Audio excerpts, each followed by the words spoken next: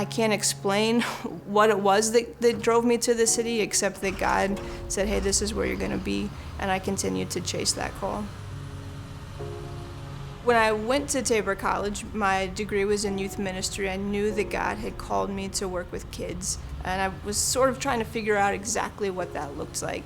I was sitting in a chapel service at Tabor. A guest speaker had come in to talk about some urban ministries across the country, and when I heard what was happening with kids living in cardboard boxes and doing school on buses, there was this holy righteous anger that rose up in me, and I immediately tried to figure out, how can I do something about this?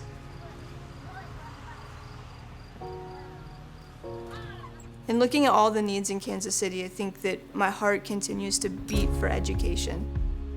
When you start looking at the root of a lot of the other issues when it comes to poverty, adequate health care, all those things really boil down to a lack of a quality education. It seems to be sort of the thing that's causing all the other things to be broken.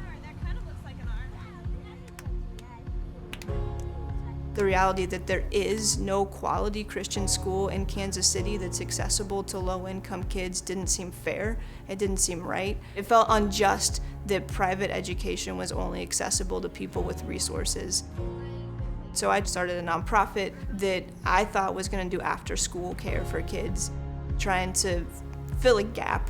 If they weren't getting the education they needed in school, maybe I could help after school. It never crossed my mind that I should start a school. That seemed absurd. From all that fiery passion that we had, we started raising money in May, and that August we had a school building, we had a bus, we had a classroom full of the supplies we needed and the students that we were going to educate, and from there God has continued to be faithful. This year we started with one class of kindergarten kids with the intention of every year adding an additional class. Our goal is long-term to be a K-12 school that is providing a free, high-quality, Christ-centered education to as many students as possible in the Kansas City area. Jumping into our second year, we're already completely funded, and we haven't asked for any of it.